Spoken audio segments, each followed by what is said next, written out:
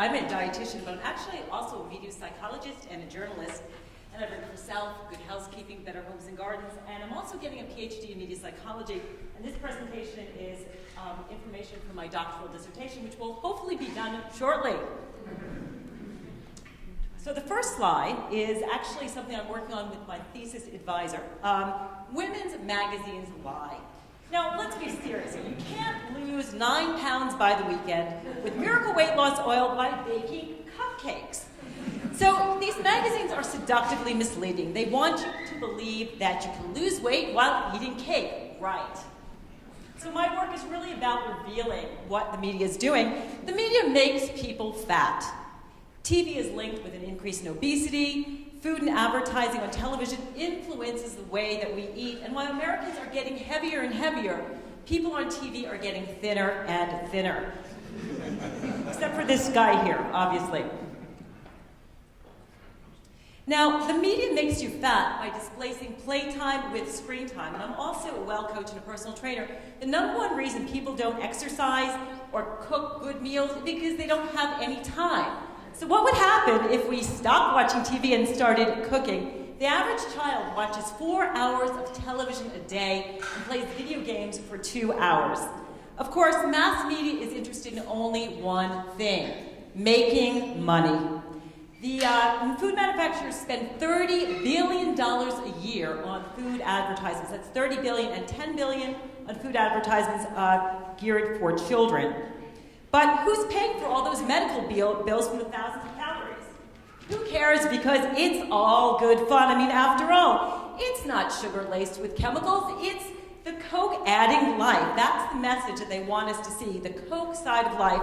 And the worst thing about it is that they show us E.T., and it's all good fun. You can eat junk, and the worst thing that will happen to you is you won't get obese. You look at it like E.T. Now, food porn, one of my favorite subjects. It's taking over as marketers force overconsumption down our throats. The new extreme on the reality scene is extreme cakes, extreme cuisine, the cupcake wars, outrageous food, Iron Chef, and of course, man versus food. And when we consume the food porn dream, we are punished and humiliated on television. Who here hates Jillian Michaels? I want this woman to sit on her or eat her finger.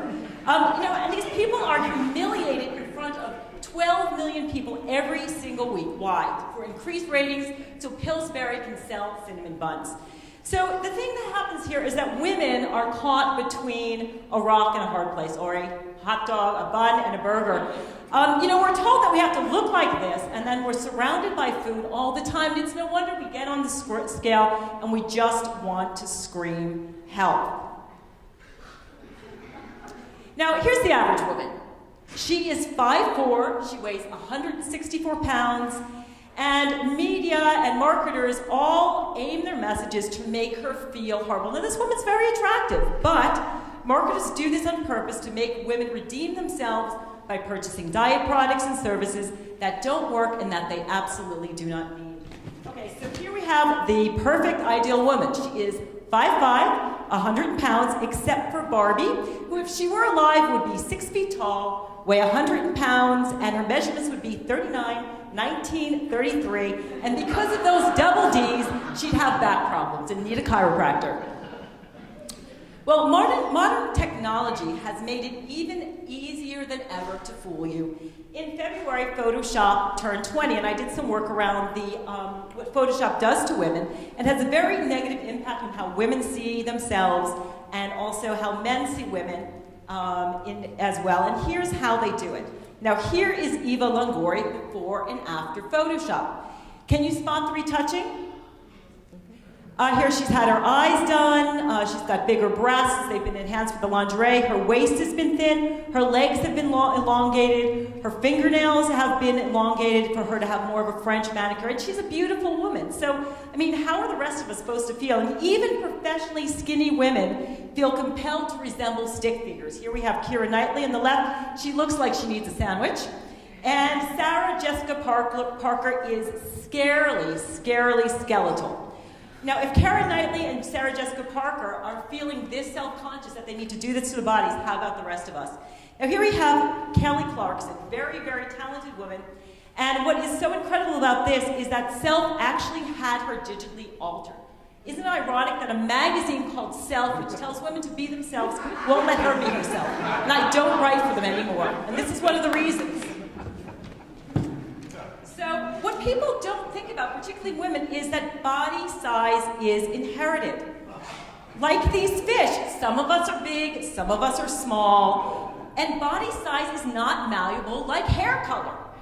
You know, you can't change your natural body size. You just can't do it. And we diet, we kill ourselves, and we beat ourselves up. Except, of course, for Oprah. And Oprah is able to borrow Anne Margaret's body whenever she needs it, and better still, she gets the 1962 version of Anne Margaret. And, you know, Oprah is our role model. She goes up and down like a yo-yo. It's horrible for her health. It's horrible for her self-esteem, yet we admire it.